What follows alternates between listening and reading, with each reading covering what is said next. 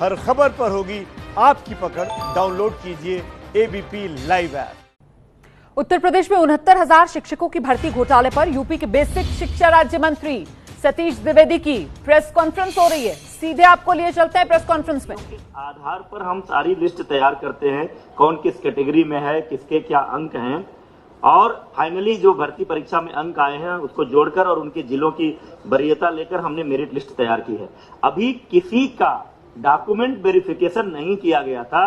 Counselling होती ही इसीलिए है। जो 3 जून से 6 जून तक काउंसलिंग होनी थी, काउंसलिंग एग्जैक्टली डॉक्यूमेंट वेरिफिकेशन ही है।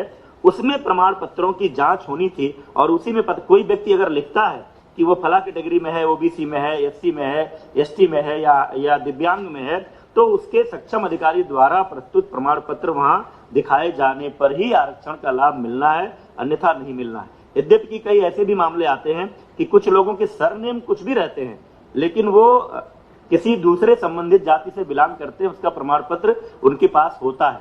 जैसे कोई गोसाई है अगर, और वो अगर तिवारी लिखता है, पाठक लिखता है, कोई टाइटल लिखता है, लेकिन मूलतः उसकी जाति अगर गोसाई दर्ज है, तो चूंकि गोसाई जाति पिछड़ी जाति में आती है तो उसको उसका लाभ मिलेगा। लेकिन ये जो भी मामला है, ये अंतिम रूप से अभ्यर्थी को लाभ तभी मिलेगा जब वो काउंसलिंग सेंटर पर उससे संबंधित प्रमाण पत्र प्रस्तुत करेंगे।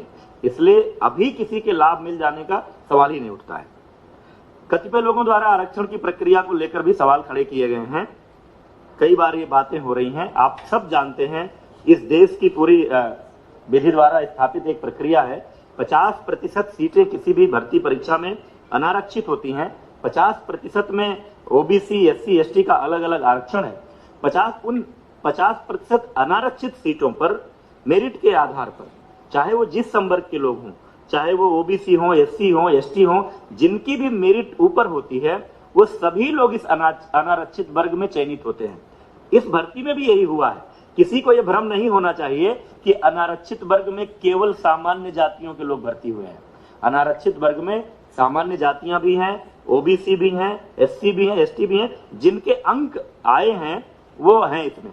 लेकिन माननीय उच्च न्यायालय का एक निर्णय था पोस्टिंग को लेकर के, जनपदों के आवंटन को लेकर के, कि भले ही कोई अपने अंकों के आधार पर ओबीसी या एससी अनारक्षित वर्ग की मेरिट में आ रहा है, तो भी जब जनपद का आवंटन होगा तो उसको उसकी कैटेगरी में मानते हुए भी वो आवंटन किया जाएगा। क्योंकि सामान्यतः एक शिकायत होती थी कि कोई आदमी अपने नंबरों के आधार पर अनारक्षित में आ गया, यहाँ नीचे है, तो इस हिसाब से जनपद आवंटन होगा तो वो अपनी वरीयता का जनपद नहीं पाएगा।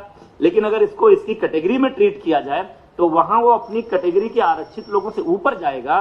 निश्चित रूप से उसकी मेरिट ऊपर है तो उसकी चॉइस को प्रायोरिटी देनी चाहिए। और ये कोई हमने नहीं तय किया है, ये माननीय उच्च न्यायालय का निर्णय है। उस निर्णय के आधार पर उत्तर प्रदेश लोक सेवा आयोग भी पदों के आवंटन में यही प्रक्रिया अपनाता है। हमने भी इसी प्रक्रिया को अपनाया है। भर्ती प्रक्रिया अंतिम चरण में थी, काउंसलिंग चल रही थी, ये मैंने बता दिया आपको। माननीय न्यायालय के स्थगन आदेश के कारण हमने काउंसलिंग रोकी है। हम डबल बेंच में अपील में गए थे, उसकी सुनवाई कल पूरी हो गई है। फैसला सुरक्षित है। जैसा निर्णय आएगा माननीय न्यायालय के निर्णय के अनुरूप हम उसमें आगे की कार्रवाई करेंगे। इसी संदर्भ में एक अपडेट माननीय सर्वोच्च न्यायालय से भी आई है कि आगे कोई डेट लगी थी, लेकिन इस बीच में कोई जो प्रतिवादी गण है उन्होंने कुछ रिप्रेजेंट किया है और बीच में किसी दूसरे माननीय न्यायमूर्ति ने उस मामले को एंटरटेन किया है। और उस आधार पर कोई एक मीडिया के माध्यम से भी आप लोगों को भी सूचना आ रही, कोई एक गाइडलाइन आ गई कि 69,000 में से 37,000 कुछ पदों को रोकते हुए शेष पर आप भर्ती करें। इसमें चूंकि हमारे विभाग का पक्ष नहीं सुना गया है वो निर्देश जारी करते समय, इसलिए हम वो मॉडिफिकेशन के लिए वहां पर अपील कर रहे हैं कि इस आदेश में संशोधन हो। एक अन्य प्रकरण में आया है चर्चा में, आप सबके माध्यम से भी तो सुन रहे थे आप। यूपी सरकार की तरफ से बताया गया कि शिक्षक भर्ती घोटाला सामने आते साथ ही कार्रवाई हुई, 11 लोगों को गिरफ्तार कर लिया गया।